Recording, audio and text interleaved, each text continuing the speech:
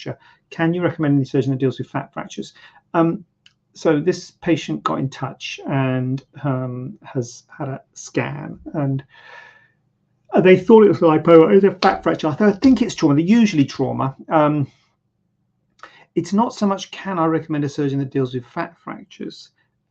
What my point was more that it's difficult to know what to do, because when you do a lipoma, when someone has a lipoma, they have a discrete lump that you can make a cut in the skin. You come down and you find this discrete swelling, tumor, which just means swelling, in underneath the skin that you can then remove. And there's a beginning and an end, and they often come out quite nicely with a kind of border. If you've got a fat fracture, it's kind of difficult to know what to do. So it's not so much can I recommend a surgeon that deals with fat fractures. It's more like it's difficult to know what to do if you've got a fat fracture. So that would probably be more like something like, doing some liposuction to maybe try and contour the area. But it's difficult because you've always got issues in terms of liposuction with overdoing and underdoing it. There's not so much of a discrete beginning and end to it. So it would have to kind of be a case-by-case basis.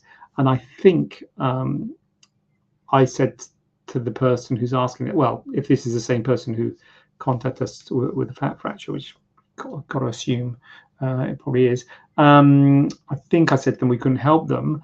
And I'm kind of saying I don't think surgery can help you, rather than the type of surgeon. So the type of surgeon would be a plastic surgeon. It would be someone who does liposuction, and we do liposuction. So I mean, you could always try another plastic surgeon for sure. There's always everyone's got different opinions, and we might say something and another surgeon will say something else. That's not uncommon.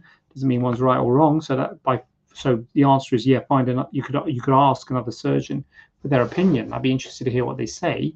But from my personal point of view, it was one of those ones where I didn't think that I could